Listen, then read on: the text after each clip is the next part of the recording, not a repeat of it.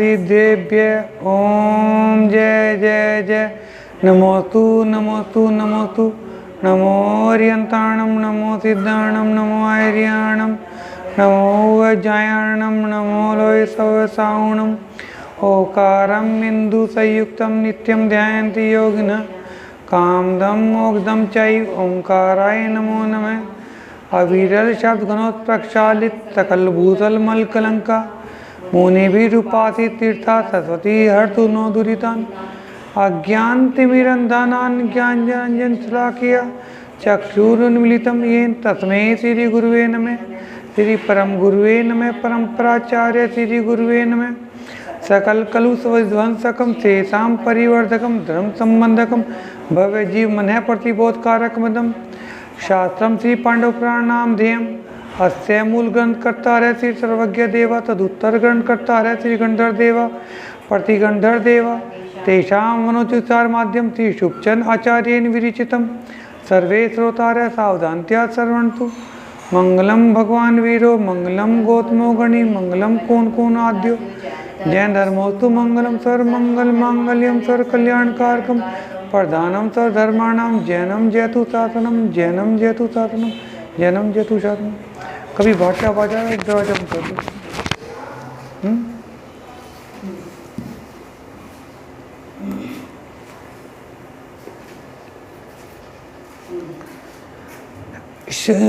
ये पांडव वहाँ लक्षागृह में जाकर रहने लगे थे। अभी आवाज आ सकती है। लक्षागृह में जाकर रहने लगे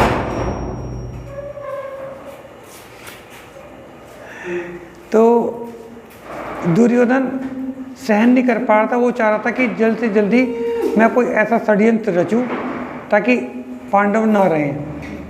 तो उसने एक सेनापति को कहा भी था कि तुम्हें मन मांचित जो चीज़ तुम्हारी इच्छा है वो तुम्हें मिल जाएगी, तुम आग लगा दो। लेकिन कोतवाल ने मना कर दिया। अब कोतवाल के इस उत्तर को सुनकर दुर्योधन के क्रोध की सीमा न रही। वह आपे से बाहर हो गया। पाप करने में अग्रणी वह क्रोध के साथ बोले कि नीच तू ये क्या कहता है, जरा संभल कर बोल। सच्चा और उत्तम सेवक वही है जो मालिक की आज्ञा पालने में कभी आगा पीछा नहीं करता। अतएव तुझे ऐसा ही बर्ताव करना चाहिए। तेरी इसी में भलाई छुपी हुई है, वह भी इस समय प्रकट हो जाएगी। क्या तूने सुना नहीं है कि काम पड़ने पर नौकरों की, संकट पड़ने पर भाई बंधुओं की, आपत्ति के समय मित्रों की और दीनहीन दरिद्री हो जाने पर भारिया का मतलब बहन की खूब पहचान हो जाती है। उनके स्वभाव का इस समय अच्छा परिचय मिल जाता है। अतएव तुझे मेरी आज्ञा के अनुसार चलना चाहिए।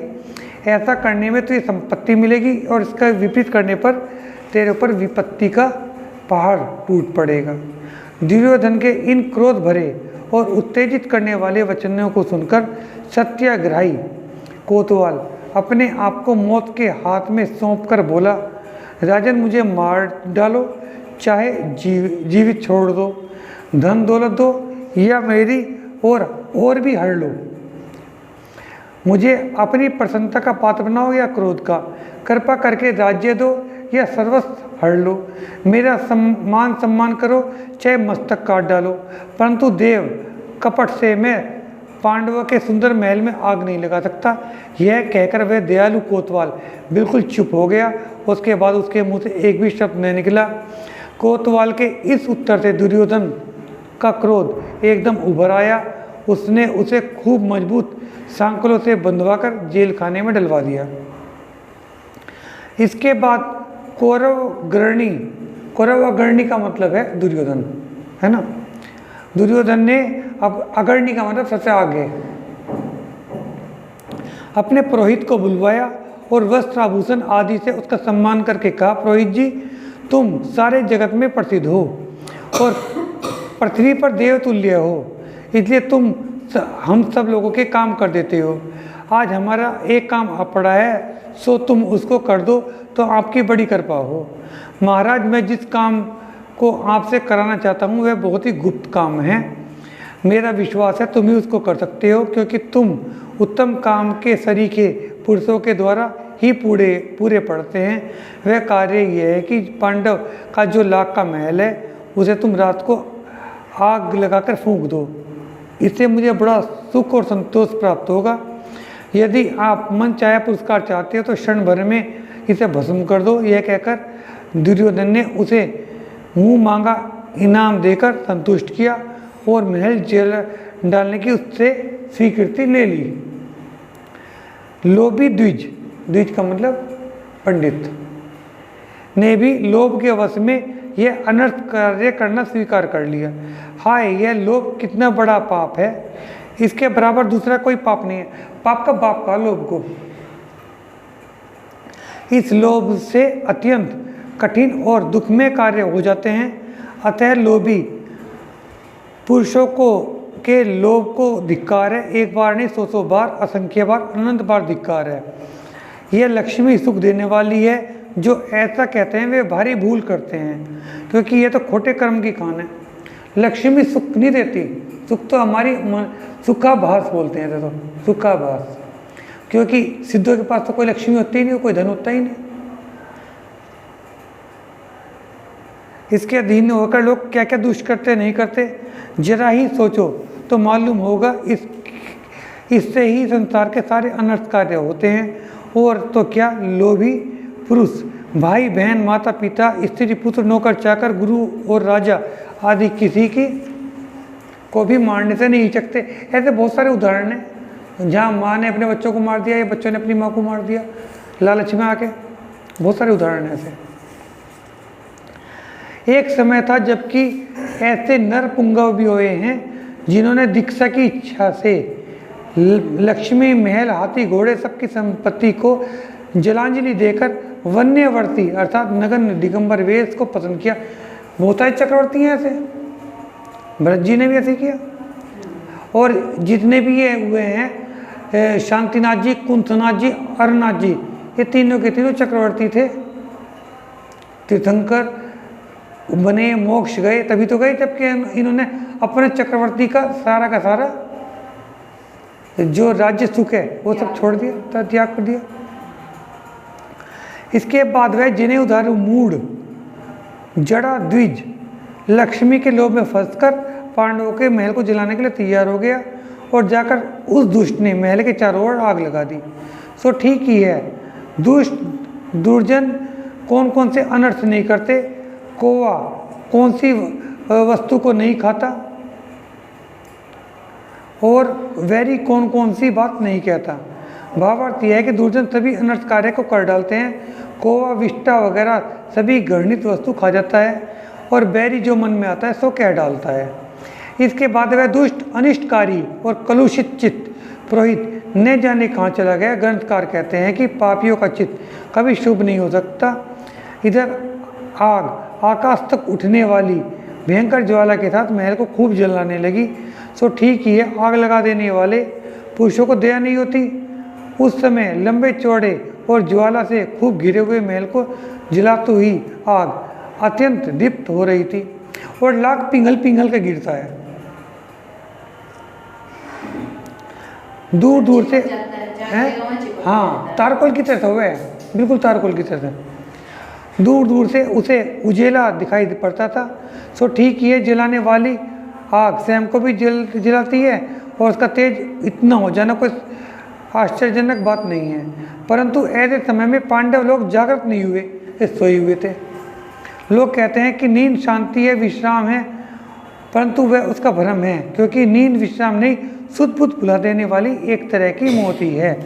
इधर आग ने लाख को शत्रु की तरह अपना लक्ष्य बनाकर क्षण भर में ही महल की सभी सुंदर सुंदर वस्तुएं जलाकर भस्म कर दी। धीरे धीरे उसकी महाज्वाला महल की सारी दीवारें जलने लगी और उसकी आँच का उन पर कुछ असर हुआ तो पांडव जागृत हुए, ताप से जागे और जागृत होते ही उन्होंने देखा कि लाख के एक संयोग से बहुत ही ज़्यादा प्रदीप्त हुई आग की ज्वाला सब और महल को जला रही है।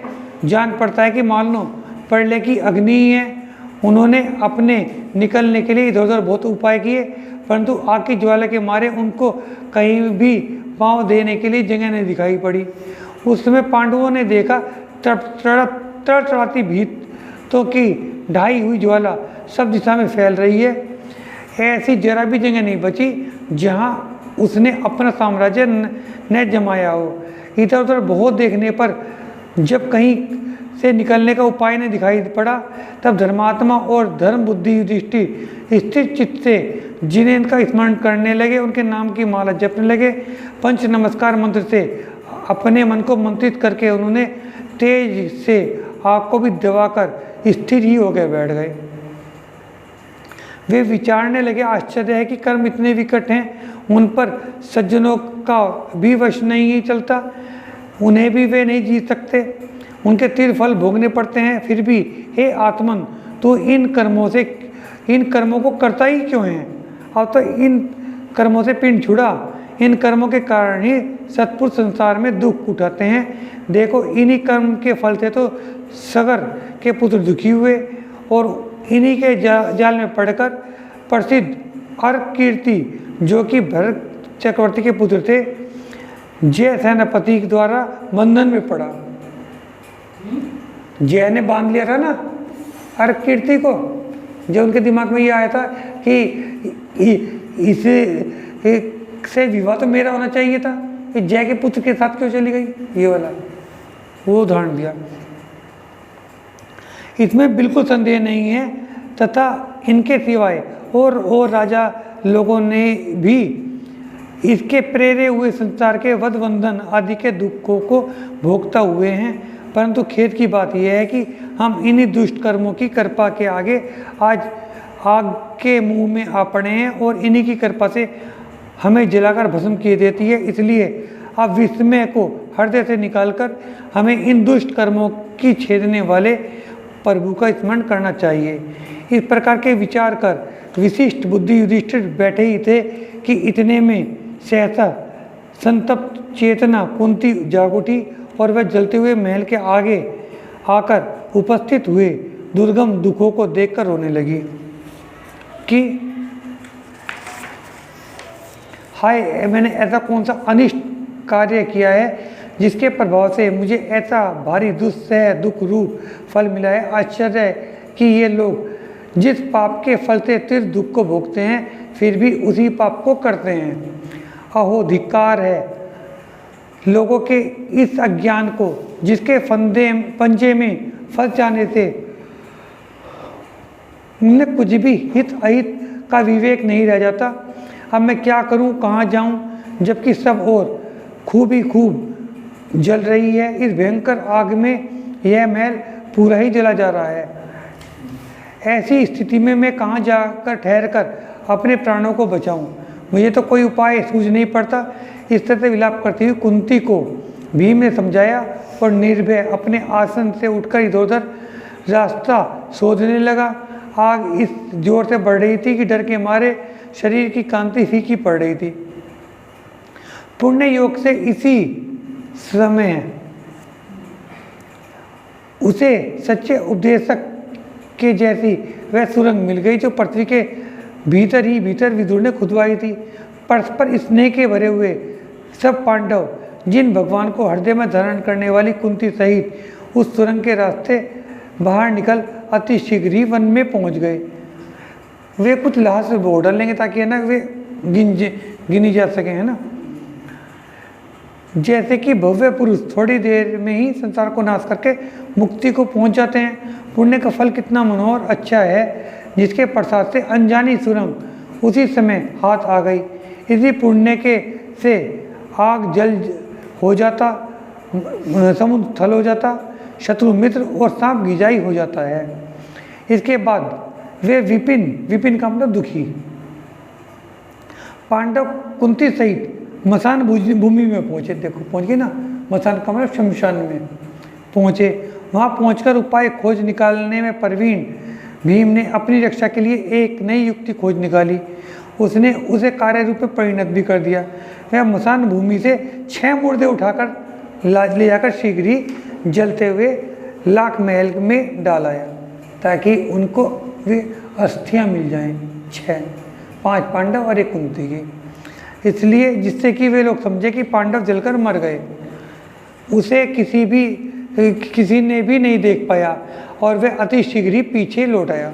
भीम को ये काम करते किसी ने नहीं देखा। इसके बाद वे राजनंदन का मतलब राजकुमार, पांडव चुपचाप वहाँ से चल दिए। वे जाते हुए ऐसे शोभते थे कि मानो पहाड़ी चलते हैं। उधर जब हस्तिनापुर में सवेरा हुआ, ऊपर से दुख का ढोंग पड़ दिखाते हुए कपटी कौरव पांडवों को देखने के लिए आए। धीरे धीरे ये बात सारे नगर में फैल गई। इस अनहोनी की बात सुनकर नगर के सब लोगों को बड़ा दुख हुआ। सबके हृदयों में वज्र से भयंकर चोट लगी। उनके मुख से निकली हुई हाहाकार की ध्वनि ने सारे संसार को शोक पूरित कर दिया। वे लोग इतने तीव्र दुख के आवेग से रोते और कहते थे कि आज इस नगर को समझ लो श्रेष्ठ और सज्जन पुरुषों का नाम ही शेष हो गया है। न जाने किस दुष्ट वैरी ने सत्पुरुषों को काल के मुंह में पहुंचा दिया है। पुण्य से पांडव कितने अच्छे पंडित, शांति, निर्मल चित्त, तेजस्वी और धनुष विद्या में कुशल थे। वे कितने पराक्रमी थे। उनके पराक्रम के आगे सभी शीश झुकाते थे। उन्होंने अपने पराक्रम से सब राजा महाराजों से पर विजय पाली थी। आश्चर्य यह है कि ऐसे पराक्रमी और महाभागों को भी दुष्ट कर्मों ने अपने जाल में फंसा लिया। वे भी इनके पंजे से न छूटे। अहो, कर्म की कैसी चतुराई को धिक्कार है। असंख्य और अनंत बार धिक्कार है जो तूने ऐसे अच्छे विद्वान और बुद्धिमान पांडवों को भी भस्म कर दिया। और पांडवों के वियोग से दुखी होकर कोई कहता था कि विचार करने से मुझे यह संदेह होता है कि ऐसे विद्वान व्यवहार कुशल पांडव ऐसे कैसे भस्म किए गए, क्यों किए गए। मुझे यह भी संदेह है कि उत्तम पुरुषों को इस रीति से मरण हो, इसका कोई विशेष कारण नहीं जाना जाता। यह भी एक बात है कि पुण्य पुरुष पराये करके हीन आयु वाले नहीं होते और जो होते हैं उनका इस तरह से मरण नहीं होता। देखो आज सारा संसार कैसा उजड़ा देख पड़ता है। हाँ, अब ऐसे उजड़े नगर में भला हम लोग कैसे रह सकेंगे। आज तो ऐसा दिखता है कि मानो मेघ की समता करने वाले मेघेश्वर नरेश आज ही मृत्यु का ग्रास बना है। आज ही शांतिनाथ चक्रवर्ती ने इसे अनाथ किया है। क्या हम लोग के दुख को न देख सकने के कारण आज ही शांतनु राजा और व्यास काल कवलित हुए हैं। क्या सचमुच आज पांडु की मृत्यु हुई है। तात्पर्य यह है कि पांडवों के गुप्त रूप से चले जाने और उनकी जगह मूर्ते देखने से नगरवासियों को बड़ा ही भारी विलाप था। जब गांगेय को इन सब बातों का पता चला, उनका मन शोक से भर आया। उनके चेहरे पर बड़ी उदासी छा गई। तीव्र मोह के कारण उन्हें मूर्छा आ गई। वे बेहोश हो गए। जान पड़ता था कि मानो उनके शरीर से मृत्यु लिपटी गई है और ऐसा ही है कि मृत्यु मूर्छा की सखी है। तब उनका वहाँ भ्रम होना कोई आश्चर्य नहीं है। मृत्यु से जिस तरह से मनुष्य सब शुद्ध भूल जाता है, उसी तरह से मूर्छा से भी भूल जाता है। अतः मूर्छा के समय मृत्यु का भ्रम होना बिल्कुल सही है। इसके बाद चंदन आदि शीतोपचार से उनकी मूर्छा दूर हुई। वह दरिद्र की तरह से शोक में डूबा हुआ। शोक संतप्त होने के कारण उसके नेत्रों से आंसू की धार बह निकली। वह शोकारूप जल से एकदम सरोवर जैसा हो गया। उसके हृदय में बहुत खेद हुआ। वह विलाप करने लगा कि पुत्र, तुम तो सबको जानते समझते थे, फिर ऐसे कैसे जला दिए गए हो। क्या तुम्हें इस बात का भान ही नहीं हुआ। कहिए तो तुम्हारे बिना हमेशा दुखी रहने वाले हम लोग सुख कैसे पा सकेंगे। हमें इस बात से संदेह है भला तुम जैसे सरीखे पुण्य पुरुषों की मृत्यु से कैसे आग से मृत्यु कैसे हो गई। चाहिए तो यह था कि तुम्हारी मृत्यु ही इसी समय होती तो वह बैरियों के मद को उतार देने वाले युद्ध में होती, अथवा धर्म धारण के साथ दीक्षा आत्म संयम संन्यास के द्वारा तुम्हारी मृत्यु होती। इसके सिवा इस तरह से तुम्हारी मृत्यु होना बहुत ही बुरा हुआ। जान पड़ता है कि तुम लोगों ने इन दुष्ट कौरव को ही जला दिया है, इसमें तनिक संदेह नहीं है। पापी पुरुष की बुद्धि पाप रूप होती है, उसमें हित अहित का विचार की तो गंध ही नहीं रहती। और ऐसा हुआ भी है। पांडवों की मृत्यु का हाल सुन गांगे की तरह द्रोणाचार्य को भी मूर्छा आ गई। वह शोक से विलाप करने लगे, जिससे दसों दिशाएं शब्द में हो गई। उन्होंने सोचा कि नीच काम करने वाले पापात्मा कौरवों ने ही यह शिष्टों के विरुद्ध अनिष्ट कार्य किया है, और औरों से भी ऐसा निष्ठ होना असंभव नहीं तो असाध्य अवश्य है। ऐसा कोई काम और कोई नहीं कर पाने का, ये कौरवों का करा हुआ है, ऐसा सोच रहे हैं। द्रोण से न रहा गया। उस निर्भय ने कौरव राजाओं से खुल्लम खुल्ला कहा कि आप लोग इस तरह से अपने कुटुंब जनों का विनाश कर देना उचित न था। परंतु दुष्चित खल पुरुषों का स्वभाव ऐसा ही होता है कि वे सज्जनों को भी दुर्जन बना देते हैं। जैसे कि तुमड़ी का रस मीठी से मीठी चीज़ों को भी कड़वा बना देता है। द्रोण के इस तिरस्कार से कौरवों ने अपना सिर नीचा कर लिया। वे बहुत लज्जित हुए, फिर ऊंचा मुंह करने का भी उनमें साहस नहीं हुआ। सच तो यह है कि कई निर्दय पुरुषों के भी लाज धर्म और धर्म बुद्धि हो सकती है। उस समय चारों ओर नगर के लोग आ गए। उन्होंने महल की आग बुझाई। शोक से पीड़ित हुए पुरुष क्या कठिन कार्य नहीं करते, किंतु जब जैसा अवसर मिलता है वैसा ही करना पड़ता है, क्योंकि शोक करके बैठ जाने से तो काम नहीं चलता। वे आग बुझाने वाले उन मुर्दों को देखकर बोले, देखो पांडव के पुत्र मुर्दा शरीर पड़े हुए हैं। उस समय मुर्दों को देखकर कोई शोकातुर बोला कि यह तो स्थिरचित्त युधिष्ठिर है, यह महाबली भीम है, यह सरलचित्त अर्जुन है, यह निर्मल नकुल और देवताओं द्वारा सेव्य पवित्र हृदय वाले सहदेव हैं, यह सुकुमार अंग और सुकुमार सुंदर वालों वाली अबला इनकी जननी कुंती का मुर्दा शरीर पड़ा है। देखो यह सती कितनी निर्मल और विशाल हृदय वाली थी। एवं सभी विदग्ध पुरुष अध जले मांस के पिंड के समान मुर्दों को देखकर उनके जैसे ही अध जले हो गए। उन्हें भारी शोक हुआ। या वाणी के ज्ञान से सूझे लोकालोक, सोवानी मस्तक नमो सदा देतु दो। हे जिनवाणी भारती तो हे जपू दिन रैन, जो तेरी शरणा गए सो पावे सुख चैन। जिनवाणी माता की जय जिनेन्द्र।